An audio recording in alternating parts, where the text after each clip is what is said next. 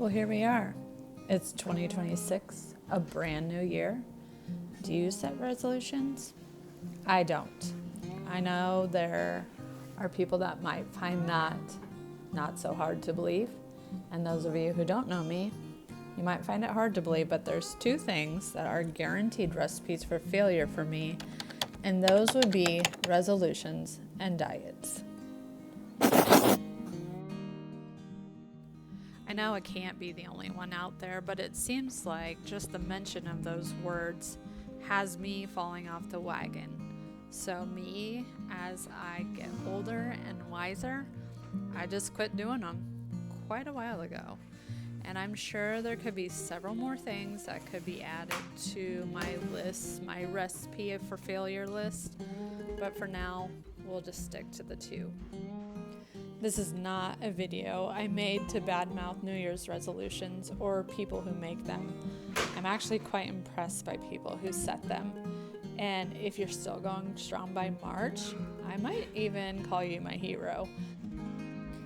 In the past, I was usually feeling pretty good about myself if I made it past January 7th. And when I even think of the word diet, I rebel against every detail of a well-laid plan. Don't tell me what to do.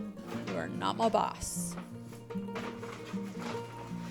So instead of doing things that historically have caused me frustration and disappointment, I have changed the way I approach the dawn of a new year by taking a look at the year and sometimes even years beyond the last one.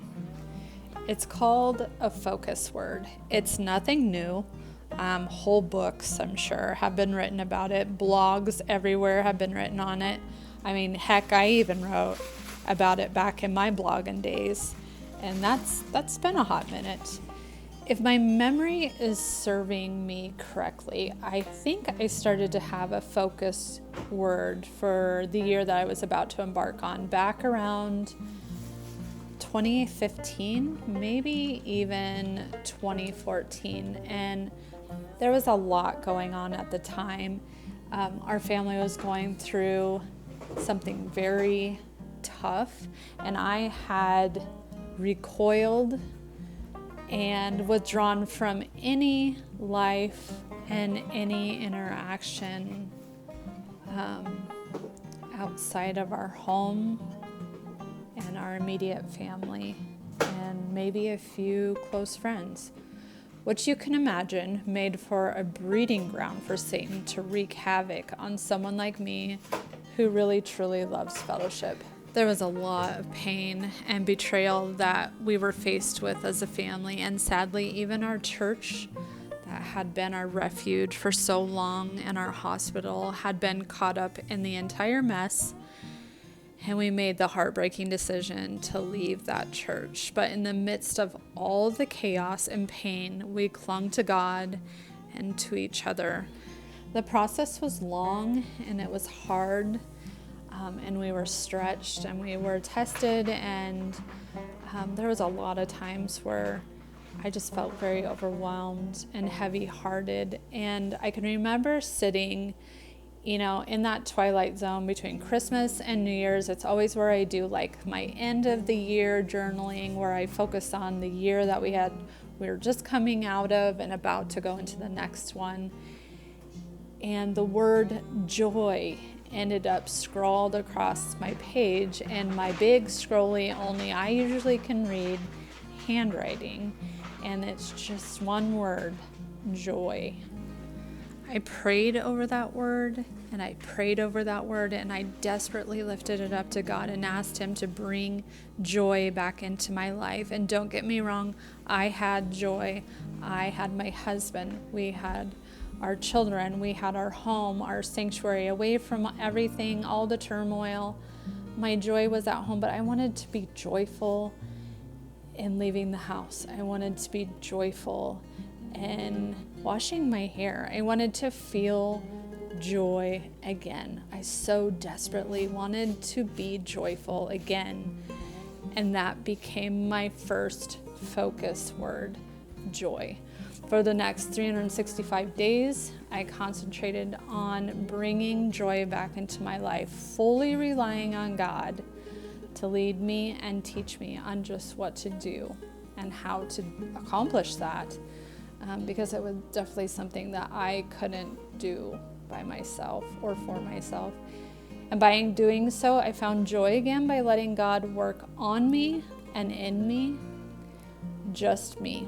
I didn't ask him to change my circumstances. Well, I did pray about that, but not when I was focusing on joy, okay, just so we get that straight. But I was working on me. And in true God fashion, because my heart was so focused on joy, it flowed out of me into every area of my life. I say almost every area because I'm human and I'm in a constant state of growth and learning. Over the years, some of my focus words have been things like center, intentional, forgive, that was a hard year, hone, as in like hone down on the things that I do and perfect a skill, because I'm a doer and I'm an artist and I'm creative, so I got stuff going all the time and all over the place. Another one would have been like soften, because I'm not a very soft person. I'm not very high on compassion either, so those kind of went hand in hand. So maybe I should revisit forgive and soften, maybe even hone. I might need to hone it down again.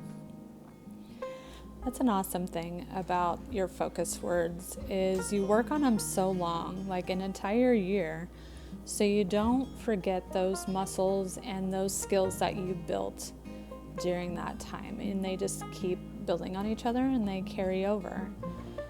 And this past year, it was like what? A few weeks ago? A couple weeks ago. Not even that. I don't even know. Not very long ago, my kids were here for Christmas, and I asked them what their focus word would be for 2026, and some of their answers were family, praying, and boldness. I loved that word, boldness. And this year, my husband Jason and I's word is health. Usually we don't do a word together, but in that twilight zone when we were talking and the house is quiet and we're just focusing on things, we both were drawn and just shared the desire of our heart to get healthy. We're getting older and we're beginning to feel our age, and some days we feel it more than others. Even though we're feeling the effects of getting older, we really are quite young for grandparents. We have 3 grandchildren and they're adorable. We have a daughter that's still in high school. We have 3 sons out in the big bad world doing adult things, and we have 2 inherited daughters that married our sons, and we love them all so very much. And we want to be around and healthy for all of them and for ourselves for as long as God allows us. And our concentration, yes, is on our physical health.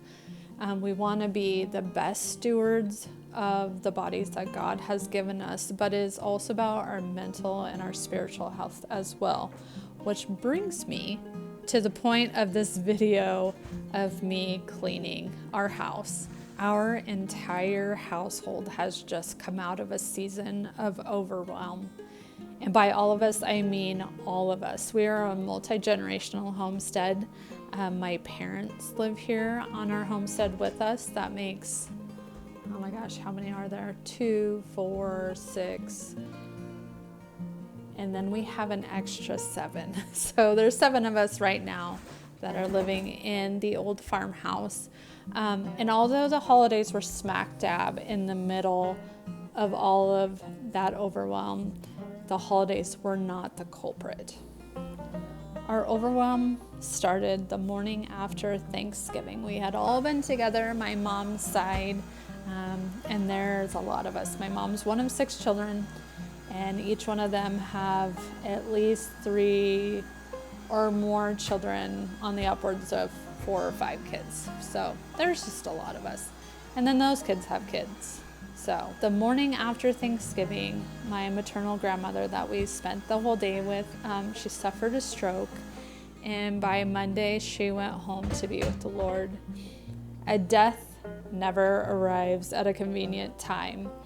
And her passing came during a time when the homestead's calendar was very, very full. Our home is our ministry, and we open our home often to house people. We have a lot of guest rooms, and because we have that space, the Lord has blessed us with a lot of space. We offer it to house people that are coming through town, like for ministry or missionary, or even sometimes people in town that don't have enough for space for family that's coming. We've even offered up guest rooms for that too. So our guest rooms get used a lot. And on this particular week, there were 3 different groups of guests coming at 3 different times, one right after the other. And in the middle of needing to change out the beds with fresh sheets and have clean towels and all the, the regular laundry that we had going on, our washing machine decided to kick the bucket too. We are not a household that can go without a washing machine for very long, even if we're not housing guests. As my friend Ellie would say, all of that to say, all of that sob story that I just told you, is to point out one thing I realized that helped me keep my sanity. It's taken me 40 some years to figure this out, but it helped me keep my sanity even when everything felt so chaotic. When my home is chaotic, I feel it internally. And I'm not talking about the people chaos, because let's be real, my front door is like a revolving door. And there are always people coming and going. There's extra people for meals. There's just always people here. The chaos that I'm talking about is really the cleanliness of my home. Not perfection, just clean and calm. And when my home, when my space, when my sanctuary from the rest of the world isn't in order, I feel it. And I'm going to be fully transparent with you. This is not a normal, natural thing for me to do. I am not a cleanliness freak. I don't like clutter, but I'm an artist, so there's clutter all the time, because I find I can't do the joy, like, does it bring you joy? Does it spark joy? Everything sparks joy for me. I mean, like, even a little piece of trash, the toilet, the cardboard thing that goes in the middle of toilet paper, that gives me joy, because I can make something out of that. So that method, that's out the door for me. I've had to learn, and I've had to be very intentional about what I allow to stay in our home. I'm intentional about what I bring in. I'm intentional about the art supplies I keep, about the cooking tools that I keep. I just have to be very intentional about it. And I just tell you these things because this is not a natural thing for me. I'm a disorganized person who's striving really, really hard to be organized. So today when I got home, I felt immediately that overwhelm creeping in, because my home still looked like Christmas threw up all over it. And my typical reaction to that feeling would be to avoid it and probably go take a nap. I love naps, so I don't need much encouragement or, persuasion to go take one. But that would have been what I would have done. I would have went and taken a nap. Because when I'm overwhelmed by my overwhelm, I just shut down.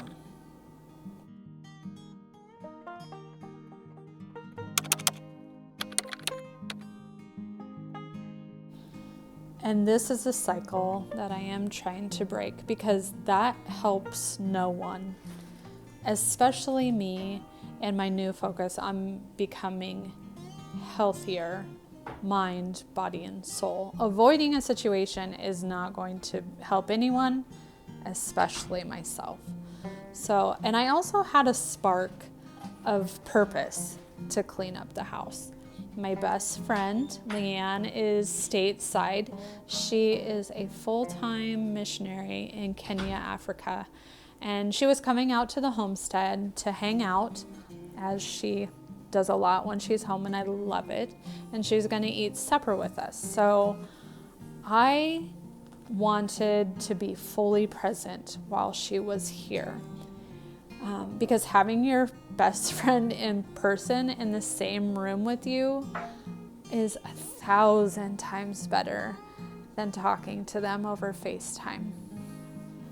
I wanted to be fully present and focused on her and not the chaos around me, because I know myself enough to know, and she knows it about me too, that sitting still is a difficult thing for me. So the less distractions, the better. But I knew once she got here, if I didn't pick up, I would just start picking up while she was here. And it wouldn't have fazed her if I would have done that, because I mean, we've been best friends since we were 5. So she knows me as well as my husband knows me. So she wouldn't even been fazed about me getting up and folding those blankets that had been left over from being washed from our guests being here and taking them upstairs and putting them away. She wouldn't have been offended or even fazed, but I didn't want that to be the situation while she was here. I wanted to be fully present. And that's another bad habit that I'm trying to change. When people are here, usually I don't have a problem with that, but when it's somebody that I'm comfortable with, then I have a tendency to not sit down and be fully present with that person. And I was able to sit down and enjoy her and not be interrupted, or feel guilty about sitting down and conversing with her for hours, because everything was done. The chaos around me had been quieted. It was calm and it was peaceful. And I had started to pay attention or be more intentional about our home. I would say last summer is when I started to try to keep things picked up, and I had started to notice that I could manage things better.